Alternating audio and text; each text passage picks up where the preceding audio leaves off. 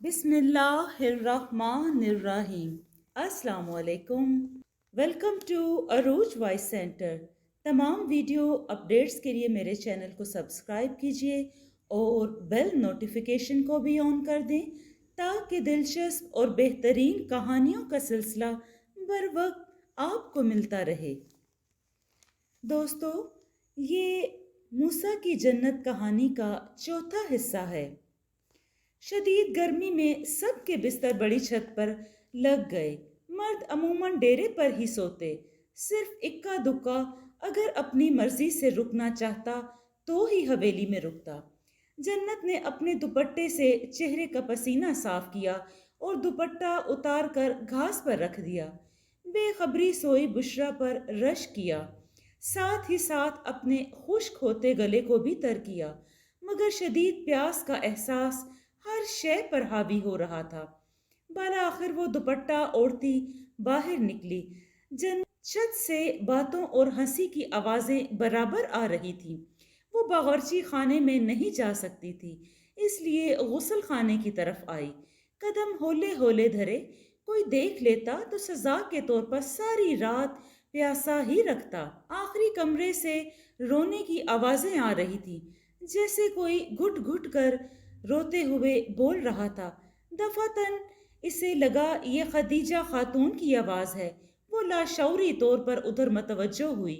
شعور نے قدم بھی اسی جانب موڑ دیے۔ اب کیوں آئے ہو میرے پاس؟ اب جب میری گود سونی ہو گئی، خود کو بہلاوا بنا کر پیش کیوں کر رہے ہو؟ تب کیوں نہ آئے جب میں ہر شام تمہارے لوٹنے کا انتظار کانٹوں پہ چل کے کرتی تھی؟ خدیجہ روتے ہوئے موسیٰ سے ہاتھ چھڑا رہی تھی۔ موسیٰ کی پشت تھی، مگر اسے لگا وہ رو رہا ہے۔ جب میں باقی آٹھوں کو آتے دیکھتی تو میری مامتا خود بخود نیم مردہ ہو جاتی۔ مگر تمہیں تو شوق تھا نا، بندوقیں چلانے کا یا پھر کہانیاں سننے کا؟ تم ہفتوں گھر نہ آتے۔ ایسے میں نے ایک اور اولاد کی دعا کی تھی جو رد نہ ہوئی، مگر تم نے میری جلال نامی خوشی بھی چھین لی۔ موسیٰ، تمہاری محبت نے مجھے ہمیشہ محرومیاں دی ہیں۔ تمہاری پہلی محبت دشمنی تھی، بندوق تھی۔ اس محبت نے مجھ سے زریاب کے ساتھ موسیٰ بھی چھین لیا، اور دوسری محبت نے جلال چھین لیا۔ میں کہتی تھی وہ لڑکی اتنے بختوں والی ہوتی تو ماں باپ کے گھر راج کرتی۔ جنت کو کسی نے آگ میں ڈال دیا، جیسے وہ دہلیز تھام کے رہ گئی۔ اب جب میں خالی ہو گئی ہوں تو تمہیں کیوں کر میری یاد آ گئی؟ اب جب تمہارے پاس سب ہے، بندوق بھی ہے اور وہ بھی نہیں ہے، کچھ بھی نہیں ہے مورے۔ مجھے لگتا ہے میری سانس رک جائے گی، مجھے لگتا ہے میرا دماغ پھٹ جائے گا۔ وہ بچوں کی طرح روتے ہوئے خدیجہ کی گود میں منہ چھپا گیا۔ دیوار پار کھڑی جنت کو اس بات کی تصدیق کی ضرورت نہ تھی۔ آنسوؤں کی قطاریں لگ گئیں۔ میں دن بدن مر رہا ہوں، جینا چاہتا ہوں، مگر مجھے جلال کی آنکھوں میں جینے کی چاہت جینے نہیں دیتی مورے۔ ہاں، میں سنتا تھا کہانیاں، ایسی کہانیاں جس میں شہزادے کو قلعے میں بند شہزادی سے ہی محبت ہوتی تھی، یا پھر کسی جادو کے زیر اثر سوتی شہزادی سے، یا پھر سوتیلی ماں کا ظلم سہتی شہزادی سے۔ حالانکہ دنیا بھری ہوئی ہے لڑکیوں سے۔ جوان ہوا، اسے دیکھا تو خود کو طلسماتی کہانی کا شہزادہ ہی سمجھا۔ پاگل تھا، یہ نہ سمجھ سکا اگر کہانیوں کی طرح زندگی بھی سب اچھا ہے کہ اصول پر چلتی رہے تو لوگ اپنے بچوں کو شہزادوں کی کہانیاں نہ سنائیں، بلکہ اپنی آپ بیتیاں سنائیں۔ سچ میں پاگل ہی تو تھا۔ آپ کو یاد ہے مورے، جب ہم اسلام آباد گئے تھے زریاب کے کالج کے لیے، تو ایک دن میں نے آپ کے کچھ پیسے چرا لیے تھے۔ بابا نے مجھے کچھ نہ کہا، صرف اتنا کہا کہ جو چیزیں میں نے ان پیسوں سے خریدی تھی وہ زریاب اور جلال میں بانٹ دیں۔ مورے، میں آج تک اس تکلیف کا اثر خود میں پاتا ہوں۔ جو چیز نہ ملے ہم हम 4 दिन में रो धोकर इसे भूल जाते हैं, और जो मिल जाए इसे 2 दिन में ही भूल जाते हैं। मगर चीज़ मिल के भी ना मिले, वो चीज़ एक मोहलिक नासूर बन जाती है, समझे, दीमक बन जाती है। आप कहती हैं ना कि सब कुछ तो है मेरे पास, मगर आपने ये नहीं देखा मोरे कि मैंने खुद को बाबा वाली सज़ा दी। मैं सारी उम्र इसे सामने रखूंगा, मगर अपने भाई का उठा हुआ हाथ कभी नहीं भूलूंगा। मैं कभी इसे नहीं अपनाऊंगा मोरे। रही बात आपसे जलाल के छीन जाने की, तो मैं आपसे वादा करता हूँ कि इसके कातिलों की नस्ल में किसी मर्द को नहीं छोड़ूंगा, और इस बात की तस्दीक भी जल्द हो जाएगी। वो बात मुकम्मल करके खदीजा की सुने बगैर दहलीज पार कर गया। जन्नत को यूं नज़रअंदाज किया गोया वो कहीं मौजूद ही ना हो। वो खुद से किए सारे वादे तोड़कर आगे बढ़ी। मूसा, वो रुका मगर मुड़ा नहीं। वो इसके सामने आई। तारिक ने हमेशा से कहा है कि इसने गोलियां नहीं चलाई। वो तो तारिक चौधरी की मंगेतर के दलाइल तो सुनो। खान साहब, आप तो पूरब पश्चिम से भी निकाल लाए, तो मूसा खान फिर भी यकीन ना करे। मूसा एक बार तो सुन ले। जन्नत ने हाथ बढ़ाकर इसे आगे बढ़ने से रोका। मूसा ने वहीं हाथ जोर से थामा तो इस उंगली पर पहनी थी इस चौधरी के नाम की अंगूठी। इसने उंगली को मोड़ा। जन्नत को तकलीफ हुई, अगर ये उंगली ही तोड़ दूं तो किस बिल में छुपे तारिक चौधरी को कितनी तकलीफ होगी ना। मेरी हर तकलीफ मूसा खान को होती है, तारिक को नहीं। जाने किस ज़म में इसने ये बात कह दी। मूसा ने जैसे मुद्दतों बाद इसके चेहरे पर निगाहें गाड़ी, फिर यकायक दीवानगी से उंगली मोड़ दी। दर्द की लहर जन्नत के खून में दौड़ी, सारे बदन में चक्कर लगाने लगी, आंखें आंसुओं से भर गईं। मेरे भाइयों ने कुछ नहीं किया मूसा, आंखें खोल के देखो तो। वो जिस गोठ के वाली के पास छुपे हैं ना, वो मेरे बाप के मातहत काम कर रहा है इस्लामाबाद में। मेरा एक पैगाम मिला नहीं, और तेरे मासूम भाई नामालूम कब्रों में मुंतकिल हुए नहीं। जन्नत फातिमा, तुझे क्या लगता है कि तू मुझे इतनी प्यारी है कि मैं 2 भाई कत्ल करवा के तुझे वरनी कराऊं और फिर सब भूल भाल के खुशबाश हो जाऊं? आज तू मेरे से बात करने की जुर्रत कर ली है, तो आइंदा कभी यूं रोका ना तो जन्नत खातून की तरबियत भूल जाऊंगा और सिर्फ जलाल मकतूल का भाई रह जाएगा। अब जाओ यहाँ से, और हाँ, भाइयों के मरने की खबर सबसे पहले तुम्हें ही मिलेगी। वो पाँव की धमक पैदा करता हुआ आगे बढ़ गया, और जन्नत ने धुंधली आंखों से बेजान हुई उंगली को जांचा। संदली बाला आखिर इस पर मेहरबान हो ही गई। अब वो अक्सर चुपके चुपके इसे खाने को कुछ दे देती या इसके हिस्से का काम भी कर देती। जब गुलबाज घर आता तो इसे आगे पीछे कर देती, क्योंकि वो जन्नत को कुछ पुरस्रार सा देखता। इस दिन भी जन्नत ने संदली की मिन्नत समाजत के बाद गुड्डू को मिलने बुलाया था, हालांकि संदली ने कितना मना किया था। अब जब जन्नत ने हवेली के फाटक पर लगा तमाशा लगा हुआ देखा तो भागती हुई मुलाजमों के हजूम में आ घुसी। जरा सी देर में खातून बीबी के हुक्म पर मुलाजमा गुड्डू की खाल खींच लेने के दर पे थे। गुड्डू जर्द सा जमीन पर बैठा पिट रहा था। इसने क्या किया है? छोड़ो इसे। वो मुलाजमों को धकेलने लगी। बुशरा भी भागती आई। हमने लड़कियां वन्नी करवाई हैं, कोई ताल्लुकदारी नहीं जोड़ी तुम लोगों से कि जिसका दिल चाहे वो हमारे जख्म उधेड़ने चला आए। इस लड़के से सिर्फ 2.5 साल बड़ा था जलाल, जिसे तुम्हारे भाइयों ने ये नगीना खातून की आवाज़ दी। मुलाजिमों के हाथ फिर से रवां हो गए।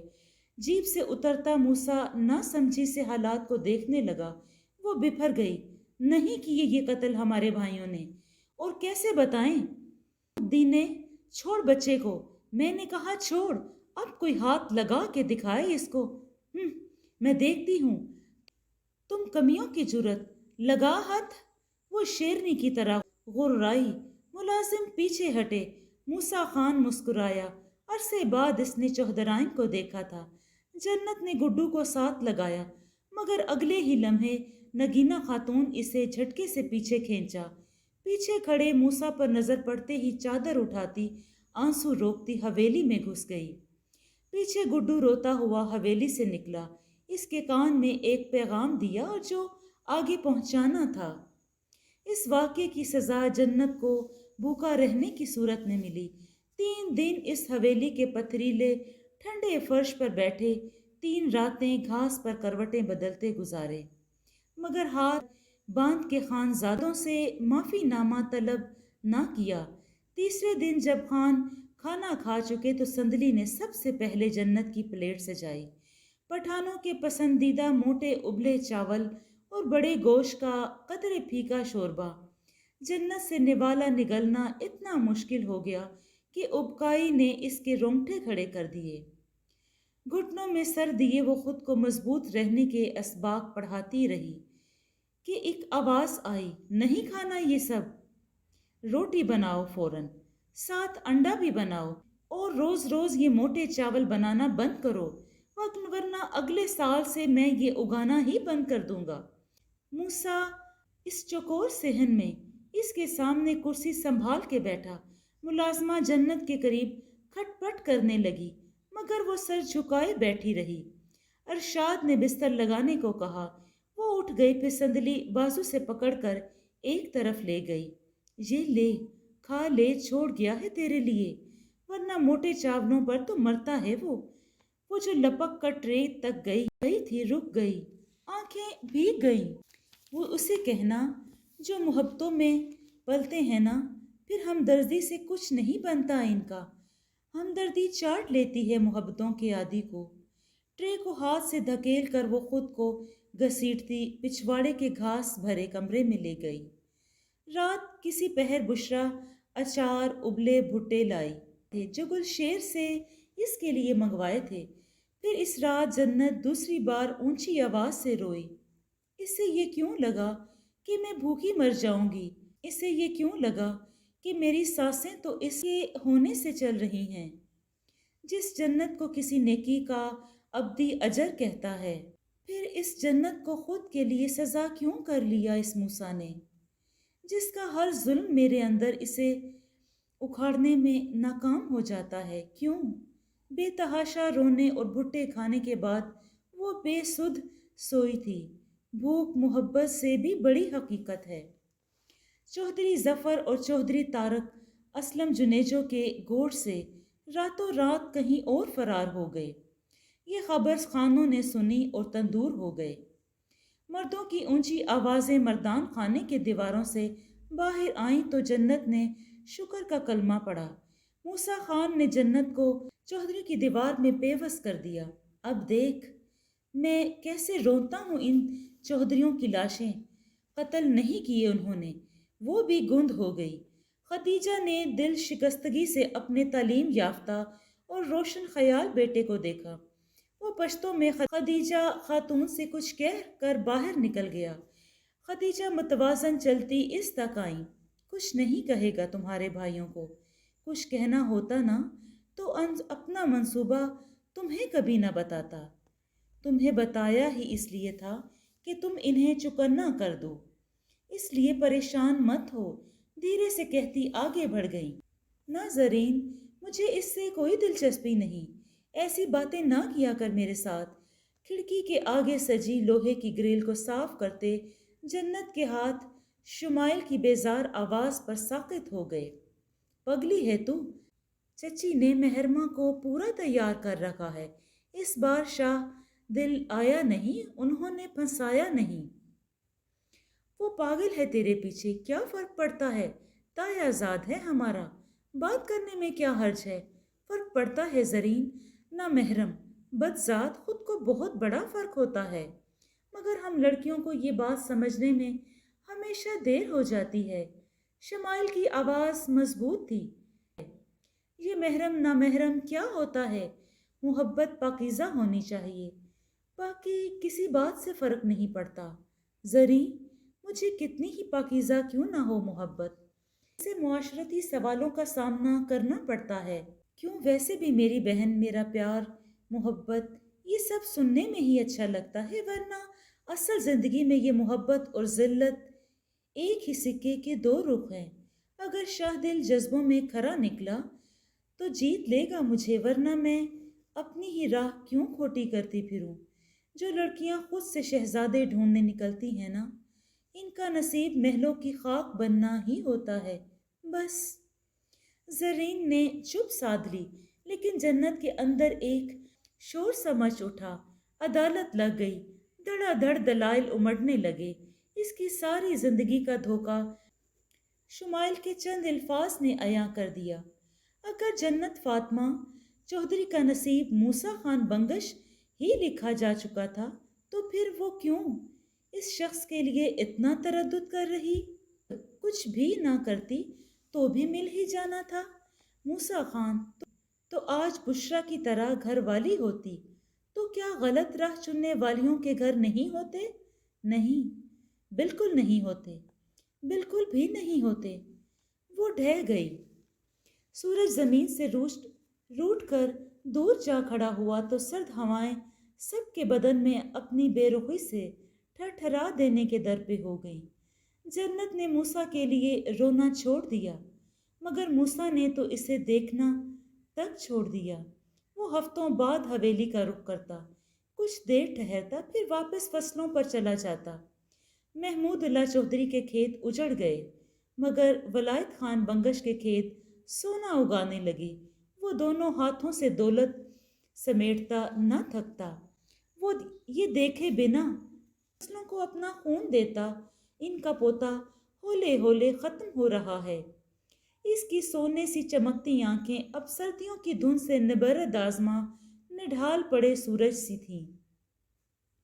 جب کچھ لاشعوری طور پر وہ شاہ زمین یا مہرماں کے کپڑوں میں لپٹی زندہ لاش سی اپنی جنت کو دیکھتا تو دنوں سو نہ پاتا۔ جب وہ اپلے دہکاتی اپنی آنکھوں کی سرمئی لکیر سے آنسو پھلانگ کر باہر نکلتے تو وہ 2 دن تک کوئی شے حلق سے نہ اتارتا، ملازموں کو پیٹ ڈالتا، اپنا آپ زخمی کر بیٹھتا، محبت کی طرف مائل ہونے لگتا تو جلال کا فریادی ہاتھ ان دونوں کے درمیان آ کھڑا ہوتا۔ لالا، مجھے اب گھر لے جا، مورے کے پاس۔ پھر اس ہاتھ سے جڑی نفرت اسے سب بھلا دیتی۔ وہ جنت پہلی جیسی جنت نہ دکھتی تو وہ موسیٰ بھی کوئی اور ہی تھا۔ وہ پکے نالے پر چارپائی ڈالے آم کے درخت تلے برف بن جانے کی چاہ میں پچھلے 2 گھنٹوں سے بیٹھا تھا۔ دل کے غیر معمولی ہونے پر اٹھ گیا۔ ہرمن سنگھ ٹماٹروں کی گوڈی کرتا ایک موتیے دا مار کے گنگنا رہا، سر اٹھا کے اسے دیکھنے لگا۔ میں ذرا حویلی تک ہو آؤں، شاید آ گیا تو 2 پیٹی کنو دے دینا۔ وہ معمول سے ذرا زیادہ تیزی دکھا رہا تھا، جیپ کے چلانے میں بھی۔ نہر کے قریب چودھری شہراز سے سامنا ہو گیا۔ اس نے سر ہلا کو موسیٰ کا سلام کیا، پھر زہر خند سا کچھ بڑبڑایا تو اس کے وارے نیارے ہو گئے۔ ان دنوں چودھری کی جاگیر کا بیٹھے بٹھائے وارث بن گیا۔ موسیٰ نے بے ساختہ یہ بات سوچی، پھر سر جھٹک کر رفتار مزید بڑھا دی۔ حویلی کا صحن سنسان پڑا تھا۔ وہ نظر گھما کے اسے ڈھونڈ رہا تھا، دریچوں، دیوانوں، برآمدوں، کچھ نہ ملا۔ ماں کے کمرے میں گیا رنگ فک تھا۔ جنت کدھر ہے؟ خدیجہ حیران ہوئی، کچھ کہنے کو منہ کھولا، مگر وہ تیزی سے باہر نکل گیا۔ وہ بھی پیچھے ہی نکلی۔ وہ تقریباً دوڑتا ہوا پچھلے صحن میں گیا، مجمع میں نظر دوڑائی، کراہیں اور چیخیں۔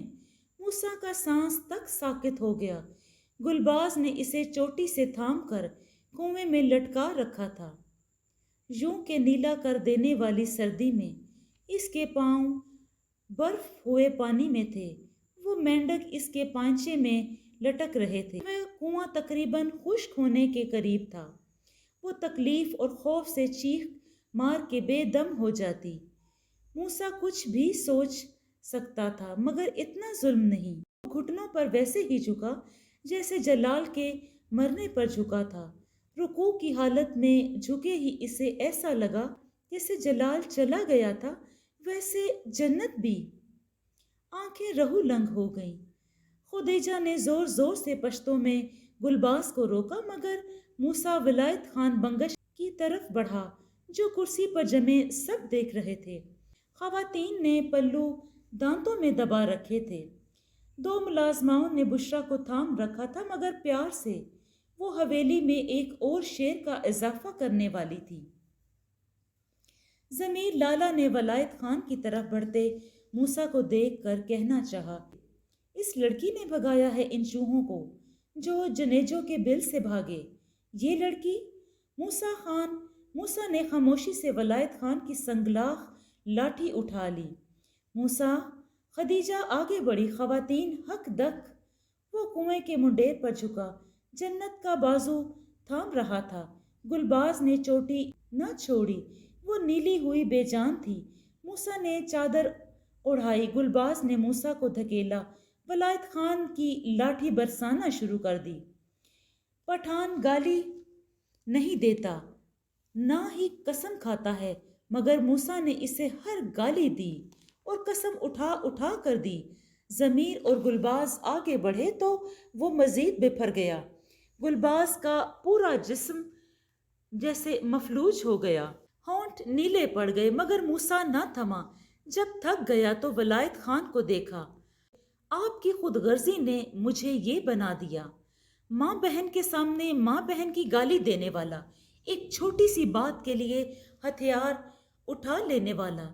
छोटी सी बात सिर्फ यही कि इस लड़की का पीछा छोड़ दें। लड़ने का हक सिर्फ मेरा है। गुलबाज क्या इस घर का कोई फर्द इसको टेढ़ी आंख से देखने का हक भी नहीं रखता?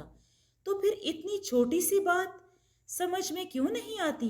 छोड़ तो दिया है इसे, फिर क्यों सारी हवेली वाले इस लड़की की छोटी सी खता माफ करने को तैयार नहीं? वो गहरे गहरे सांस लेने लगा।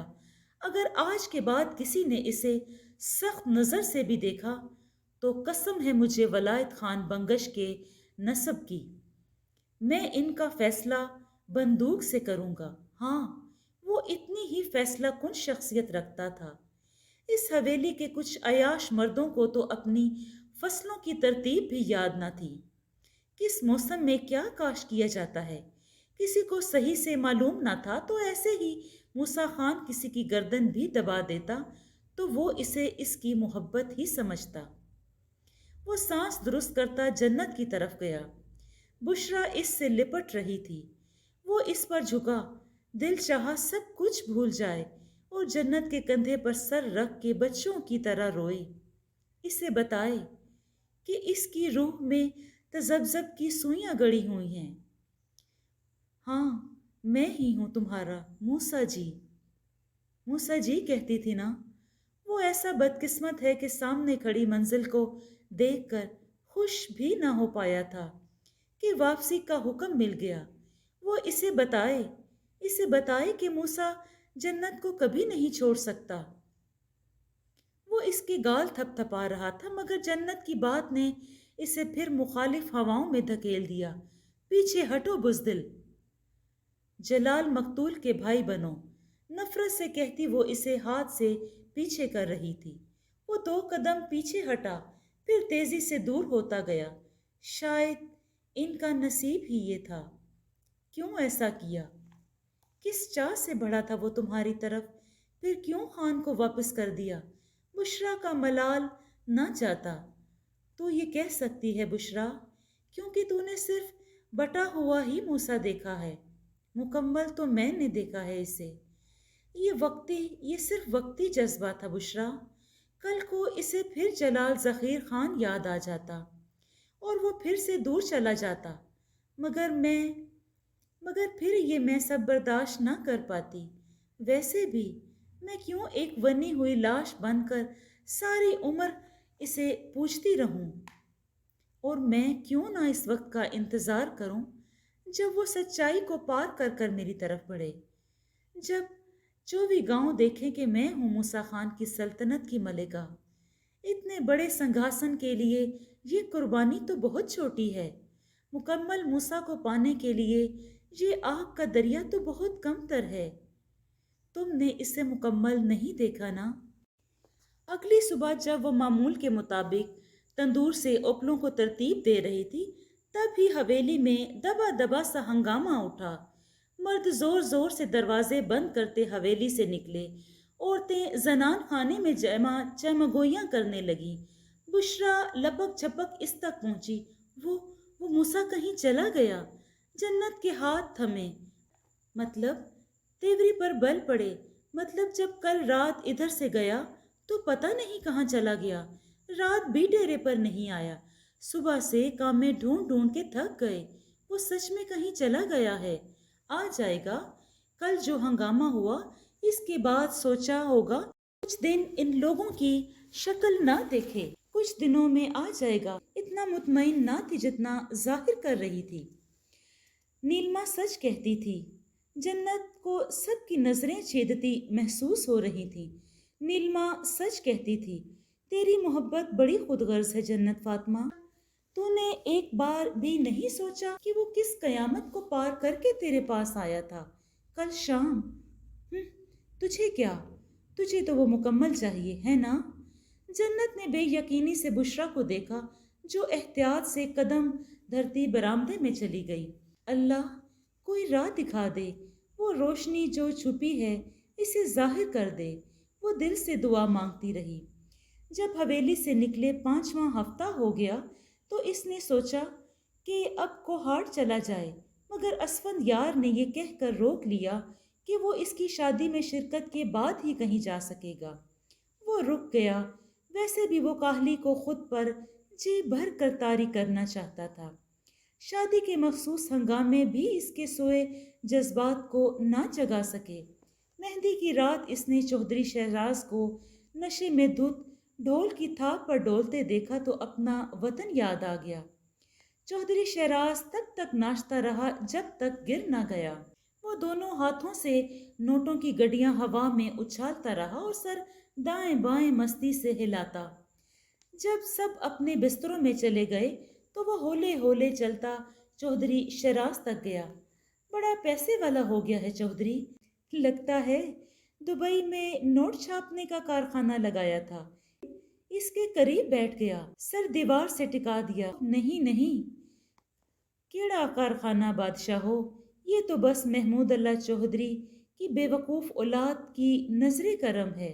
وہ بہکتی آواز میں بولا، چل تیرے تو عیش ہو گئے چودھری، ہے نا؟ او کتھے عیش بابو، عیش تے تب سی جب وہ کجری آنکھوں والی ملتی۔ کیا آنکھ بنائی ہے رب نے سرما لگا کے۔ وہ سیدھا ہوا۔ چودھری شہراز واقعی کچھ زیادہ ہی مست ہو گیا تھا۔ کی فائدہ ان خالی کاغذوں کا؟ ابا جی کو کہا بھی تھا، انہیں تو صرف زمینیں اور وہ کالی بھوری نظر آ رہی تھی۔ بولے، ابھی یہ سنبھال، کل کو 2 اور مار کے خانوں کے یہ کڑی بھی اٹھا لیں گے۔ چلو جی۔ وہ اور بھی کچھ کہہ رہا تھا مگر موسیٰ وہیں اٹک گیا۔ قتل میرے بھائیوں نے نہیں کیے، ایک آواز گونجی۔ چودھریوں کو قتلوں کا کیا فائدہ؟ سوال اٹھا۔ ہم نے پانی نہ توڑا تھا، اس گل کا حلف دے سکتے ہیں۔ موسیٰ نے گھومتے سر سے فیصلہ کن انداز میں چودھری شہراز کو دیکھا۔ خانوں کو جیسے کوئی سرے راہ لوٹ گیا، یوں چپ ہوئے جیسے بھری چوپال میں کسی نے ان کے منہ پہ تماچا دے مارا ہو۔ جنت ان کے تیوروں سے کچھ پریشان ہوئی، اس کے لوٹ آنے کی دعائیں مانگی۔ اتنی بے رونق تو وہ ان کے ظلم سے نہ ہوئی جتنی وہ اس کی نظروں سے اوجھل ہو جانے پر ہوئی۔ دعائیں سانسوں کی صورت اس سے جڑ گئیں۔ سارے ہولے ہولے اسے ختم ہوتا دیکھتے حیران ہوتے۔ اس رات بے تحاشا بادل برسا، پانی نے سارا کوہر دھو دیا۔ وہ اپنے بستر پہ دبکی کچی پکی نیند میں تھی جب اس کا پاؤں ہلایا گیا۔ جسے تو نے سرکنڈوں میں چھپتے دیکھا تھا وہ کون تھا؟ وہ پنجوں کے بل بیٹھا پوچھ رہا تھا۔ وہ جلدی سے دوپٹہ ڈھونڈنے لگی۔ کچھ پوچھا ہے؟ وہ عالم بے یقینی میں اسے دیکھ رہی تھی۔ کھانے کو کچھ لاؤں؟ جو پوچھا ہے وہ بتا بس۔ وہ تڑخا، کیا پوچھا تھا؟ बेवकूफ़ी की इंतहा, हमारा पानी किसने तोड़ा था? अब क्या फ़ायदा? सब तबाही की हद तक बदल गया। वो ढह जाने वाले अंदाज में ज़मीन पर बैठा। खामोशी के वक्फे के बाद खुद ही बोली, चौधरी शहराज को देखा था, पहचाना इस रोज़ जब दो कत्ल मजीद हो गए इस दुश्मनी के नाम पर। मुझे मोहलत ही नहीं मिली। मोहलत से ज़्यादा एतमाद सब गोलियां शुमार करते रहे। अंधी दुश्मनी को रोज़े महशर तक तवील देने में तेज़ी दिखाते रहे। खाना लाऊं? वो इसे घूर कर उठ गया। जन्नत इत्मीनान से लेट गई। खुशियाँ महदूद भी हो जाती हैं, इत्मीनान का मयार भी बदल जाता है। हाँ, शायद शदीद हालात से दो चार लोगों के लिए अक्सर ऐसा हो जाता है। अगली सुबह बुशरा ने इसे झंझोड़ा। मूसा ते ठीक है ना? हड़बड़ा के बोली, हाँ ओ ते ठीक है, मगर चौधरी शहराज कत्ल हो गया। गुलबाज दे हथों। सारे रामपुर के सामने लाश चौधरी याकूब की हवेली में फेंक के आया है गुलबाज। इरशाद कह रही है, जलाल और सरमद के अलावा नगीना खातून का शोहर भी इसने कत्ल किया है।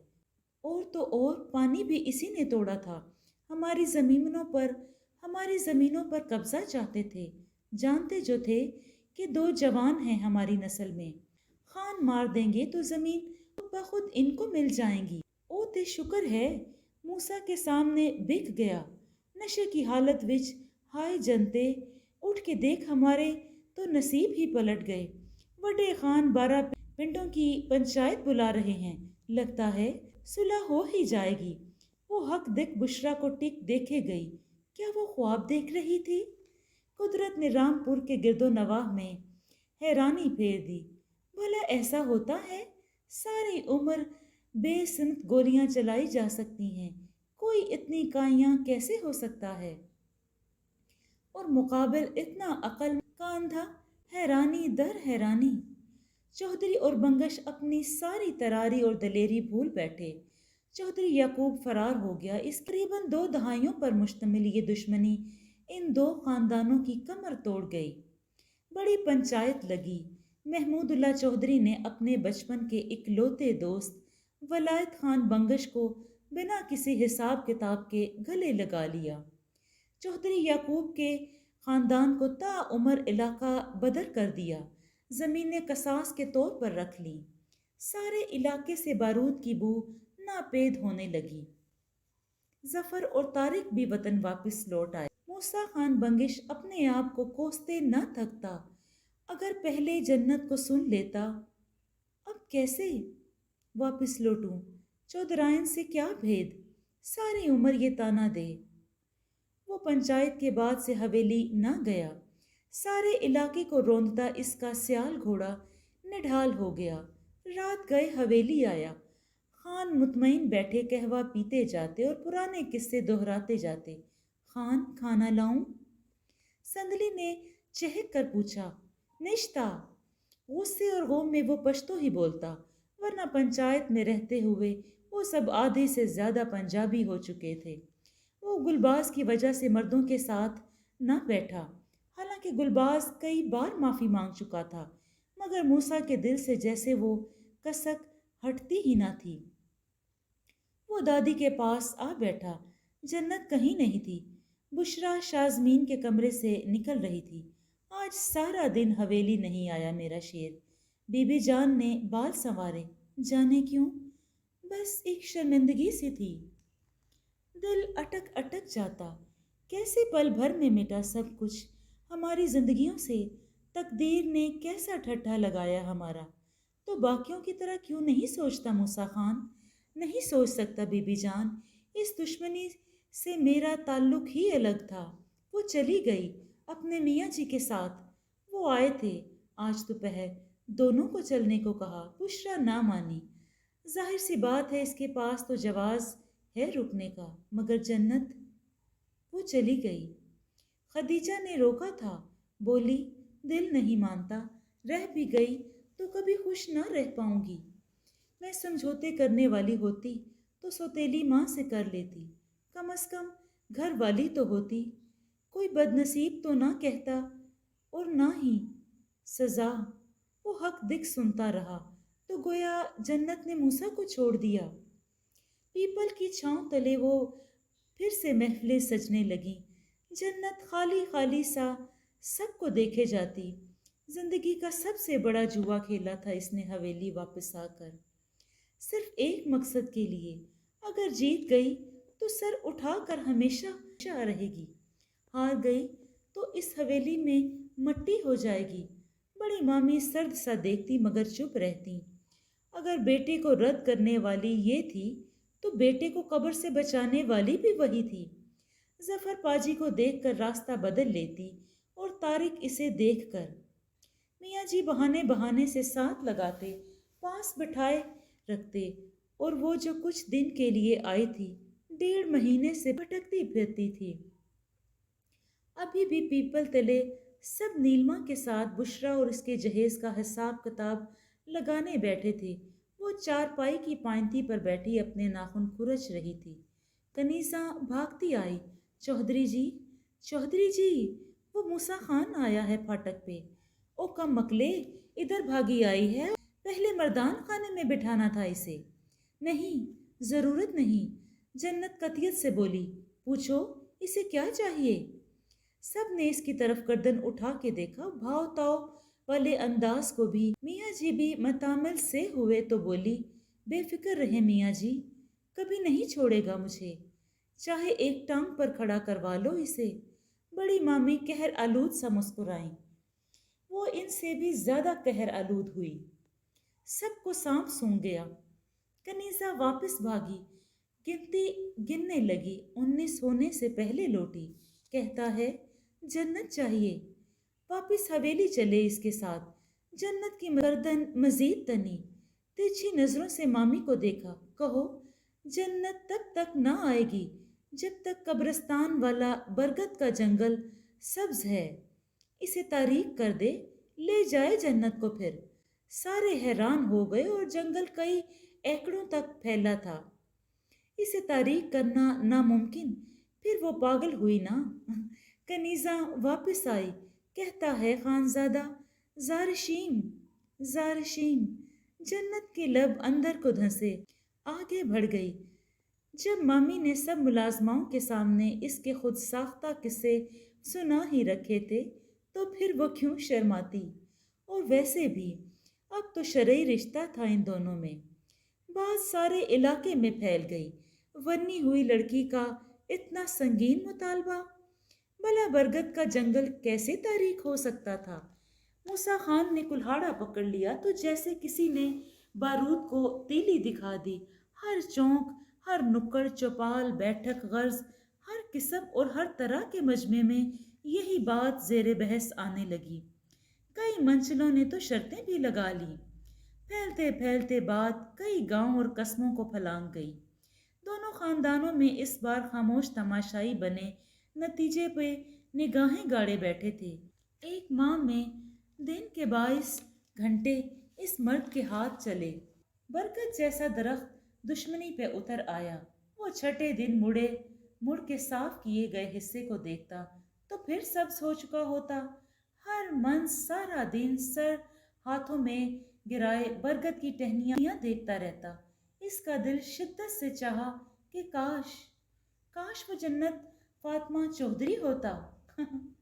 سارے بنگش بے نتھے بیلوں کی طرح بھاگتے پھرتے، مگر الجھاؤ کا سرا نہ ملتا۔ جاگیر کا نظام تلپٹ ہوا جاتا۔ ہر گزرے دن کے ساتھ ہولے ہولے لوگ اس کامنی سی لڑکی کا مقصد سمجھنے لگے۔ وہ اپنا اور اپنے شوہر کا مقام لکیر کھینچ کر واضح کرنا چاہتی تھی۔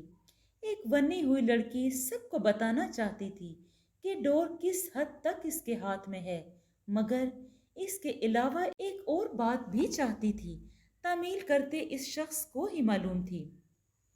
2.5 مہینے بعد وہ جھلسی رنگت، پھٹی ایڑیوں، چھالے زدہ ہاتھوں سمیت پکی حویلی کا پھاٹک کھٹکھٹا رہا تھا۔ محلے والے دستک کی للکار سے باہر نکل آئے۔ دیکھتے ہی دیکھتے مجمع سا لگ گیا، گویا شرط پوری ہو گئی۔ سارے رامپور اس کے اعتراف میں کھلبلی سی مچ گئی۔ खेतों में काम करते लोग दरांतियां फेंक कर भागते आए।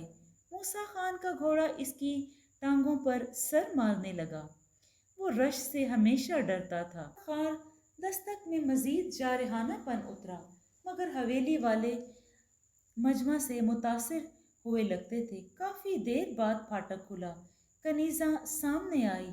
बोल जाके बीबी को, बरगद हो गया तारीख, अब बाहर आ जाए। वो खफा खफा सा नजर आ रहा था। कनीजा वापस मुड़ गई, लौटी तो बोली, कहती है रात को मियाँ जी से बात कर लेंगे, फिलहाल जन्नत नहीं, ये रखो। इसने हाथ में थामी मरहम आगे कर दी। इसने दहलीज थामी, जब्त किया, गोया कहो चौधराइन न बने, आके खुद बात करे मुझसे।